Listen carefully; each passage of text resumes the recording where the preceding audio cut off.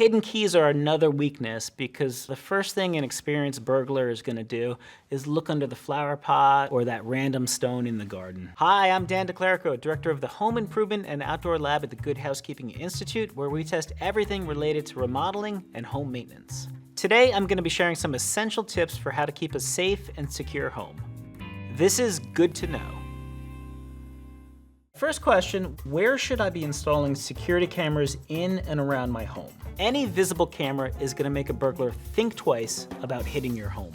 So it starts at the front door with a video doorbell. I've got one here. I think we've all seen them. So much usefulness beyond theft deterrence. Be able to see and communicate with visitors when they come to the front door. Since a lot of burglars do come through the garage, it's good to keep eyes on it with an outside camera there, or consider a garage door opener with a built-in camera. It will send you an alert if somebody enters your garage when they shouldn't, like when you're away from home. One place people forget to put a camera is at a pet door. These doors are usually too small for a burglar to get through, but they can use a specialty tool to reach inside and unlock the door from the inside.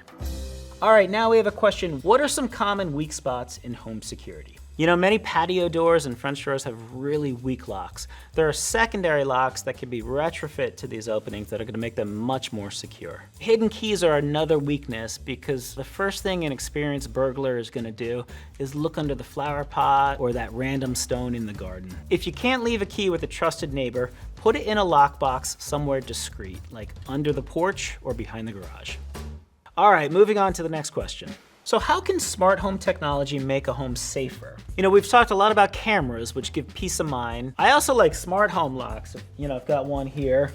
They make a home safer with their keyless design, which is impossible to pick, by a burglar. They do away with the need for keys, and you can also let someone in the house when you're away from home. Another smart home technology is smart sensors. I've got one here. It's a leak and freezing detector. You can put one under your water heater or washing machine. If it detects water, even just a drop of water, you'll get a signal to your phone and be able to deal with the situation before it becomes catastrophic. Or if the heat goes out and the house gets freezing, you'll get an alert then too, so you can get in there before your pipes freeze and burst. All right, next question. What are the most important things to do when childproofing my home?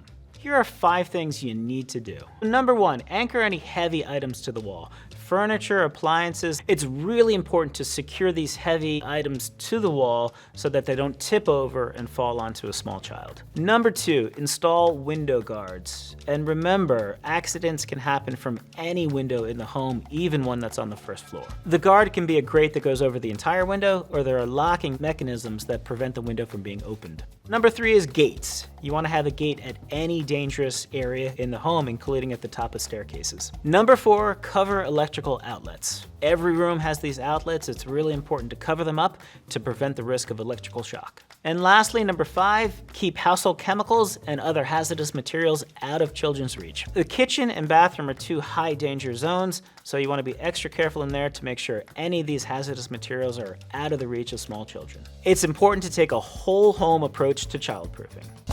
Then we have a question, are there any key childproofing steps people tend to miss? A lot of people forget about burn hazards that can happen at bath time, so you're going to want to make sure that your bath and shower controls are equipped with anti-scald devices to prevent accidental burnings. And for good measure, set your water heater to a safe 125 degrees Fahrenheit. Okay, next question, where should I keep my fire extinguisher? So the fire extinguisher should be close to where fires are most likely to break out. The kitchen is a must. Laundry rooms too, because a lot of fires break out there. Garages, both attached and detached, should also have a fire extinguisher. Keep the fire extinguisher accessible near a door or exit. That way you can get to it quickly, put the fire out, and then make a quick escape. And it's really important to keep fire extinguishers away from heat sources, like a fireplace or space heater. And our last question is, how often should I replace my fire extinguisher? Disposable fire extinguishers should be replaced 12 years from the date of manufacture. If you have a rechargeable model, make sure to have it refilled by a certified fire technician, usually every 5 years. Thanks for watching. Head to goodhousekeeping.com for more safety and security tips.